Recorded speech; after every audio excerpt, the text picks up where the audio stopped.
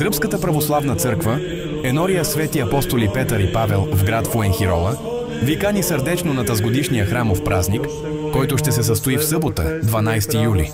Божествената литургия ще бъде отслужена от западноевропейския епископ Юстин Яремич в съслужение с духовенство. Почетен гост на Енорията ще бъде игуменът на сръбския манастир Тумане, архимандрит Димитрий Пличевич. След светата литургия ще се състои испанско-сръбска културна програма. Домакини на тазгодишния празник – семейство Гудел от Севиля. Адрес – търговски център Лас Рампас, улия Сан Франциско, Гръча Фуенхирола. Свети славни и всехвални апостоли Петра и Павле, молете Бога за нас!